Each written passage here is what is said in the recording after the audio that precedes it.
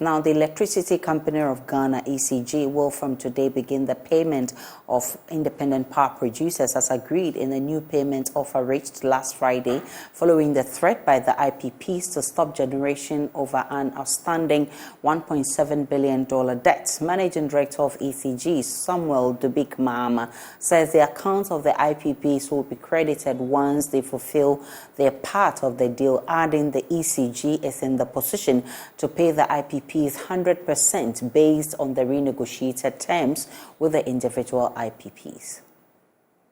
I subjected ECG, in fact, with the permission of my board chair, we subjected ECG to a KPMG audit.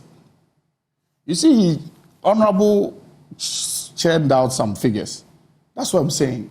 Honorable, if you had spoken to me, you would realize that fundamentally there were some operational issues, and now those operational issues are gone. The transformation of the company is almost there. This is the KPMG document. This is ECG at 2022. He said 7 billion, which is true. This is ECG January to May. How much is that? 4 billion. That's 3.91 billion. There is 1.6 debt that has been used against, that's a collection that has been used against ECG's taxes to clean ECG's books to make ECG what? Viable to borrow.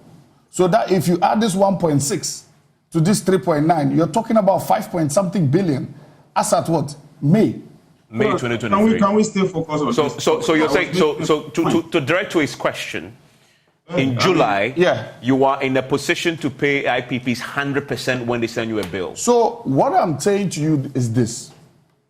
As of now, the company's fortunes are turning around. Yeah, but the question, can you answer directly? So I'm going to answer you directly. As Elikwilim told you, we are going to pay them exactly what we promised that we were going to pay 100%? them.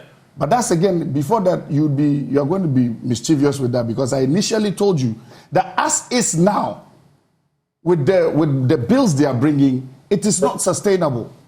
So we have started engaging them on these take or pay components to change the conversation from the amounts that they are talking about. Because to be honest with you, the figures they have now, they are not sustainable. Okay, but you were talking about the remaining current. So at the end of July, when they bring you a bill, it will be current. Would you pay it in full? It will be current. In full? Yeah, 100%. Based on the understanding we have with all of them individually, yes. I'll not clarify if I go back to Jinapo because it was his substantive turn.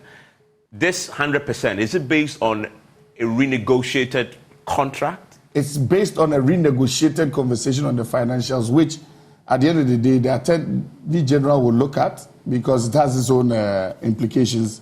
And then whatever the necessaries need to be done will be completed for it to move forward.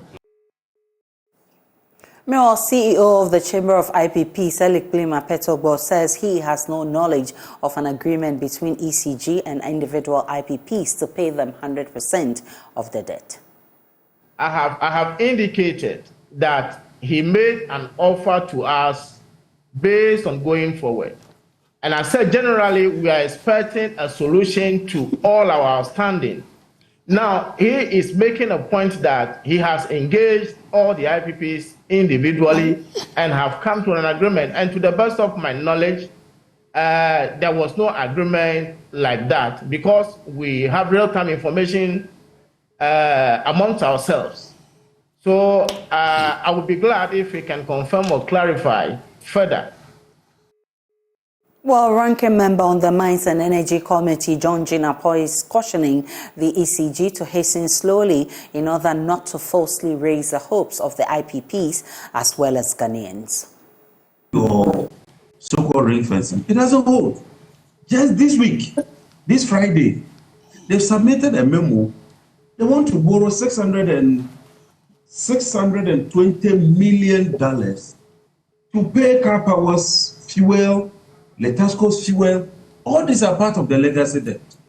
And so when today, even after the ministries presented this to us, I'm hearing from ECG, which is a company. ECG is not government.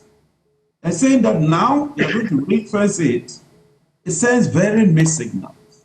I can agree, ECG, that you are in a tight corner.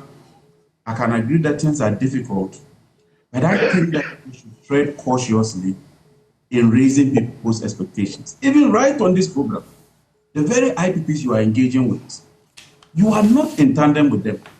When it comes to legacy debt, you are not in tandem with them. When it comes to going forward in terms of the bills to keep current, you are not in tandem with them. Because eloquence speaks for all the IPPs. It's because the IPPs cannot speak individually. That is why they've come together as a chamber and they've elected a spokesperson. And when they appeared before the Mines and Energy Committee, we had clarity that he speaks for them. So when he speaks, I can't take it lightly. Also, ECG, I can tell you for sure that even if you were to collect all the sales 100% this month, you cannot pay the IP.